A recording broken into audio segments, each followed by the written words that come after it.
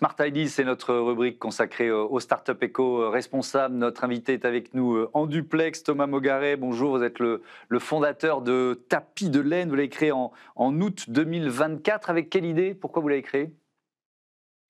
Bonjour, merci de nous recevoir pour parler de ce projet. Effectivement, le tapis de laine, ça a été créé en août 2024 pour répondre à un enjeu en fait, de territoire. Chaque année, sur la zone du Sud Aveyron, on est sur la zone Roquefort, il y a 700 000 kilos de laine au global qui sont produites et en Aveyron comme en France aujourd'hui, 90% de la laine qui est produite chaque année est jetée. Donc l'idée était de trouver une valorisation pour cette matière naturelle, renouvelable, noble, etc. 90% de la laine produite est jetée. C'est le chiffre, on a un peu de mal à le digérer tellement il est vertigineux. L'alternative, c'est quoi? La plupart des tapis de gym, de yoga, ils sont faits comment? Ils sont en quoi?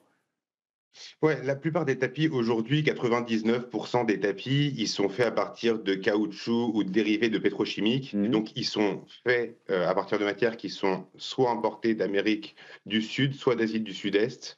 Voilà, venus de très loin avec des matières en général qui sont plastiques.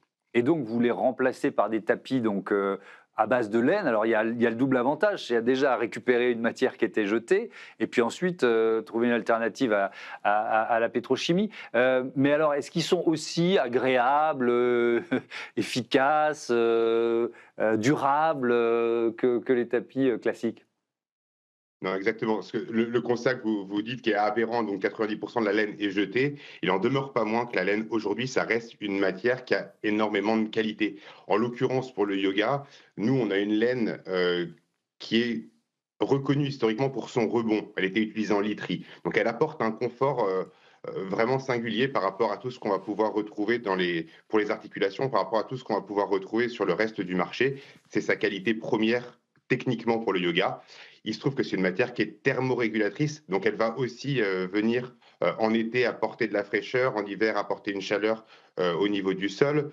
C'est une matière qui gère extrêmement bien l'humidité, donc très intéressante en cas un peu de transpiration sur les sports. Voilà des qualités qui peuvent être mises en avant pour le yoga. Hmm. Mais alors, est-ce qu'ils vont tenir aussi longtemps qu'un tapis en PVC? Alors, les tapis de laine, de toute façon, c'est une matière qui est renouvelable, durable. Ils sont faits pour tenir comme un tapis lambda, pour être très transparent. Pour l'instant, nous, on a été créé en 2024. J'ai pas Ah l'historique, donc je oui, peux pas c'est un vous peu dire trop tôt pour qu'il va nous dire tenir 2, 5 ans. s'ils durent aussi longtemps, je suis d'accord. Voilà, j'ai pas l'historique pour vous dire exactement Ouais. combien de temps il va durer, mais il n'y a pas de raison que ça ne le soit Mmh. pas. Est-ce que vous réussissez dans quel secteur du marché vous placez? Est-ce que vos tapis sont forcément plus chers, beaucoup plus chers que les tapis classiques? Non, bien sûr, on est sur un tapis qui est à 70 € en prix d'entrée, sur un marché, donc on va se placer sur le moyen haut de gamme. Aujourd'hui, en bas de gamme, vous êtes, à 30 € et ça va monter le marché du tapis de gage jusqu'à 130 €, 150, voilà, sur du tapis, aujourd'hui en haut de gamme. Ouais. On fabrique en France.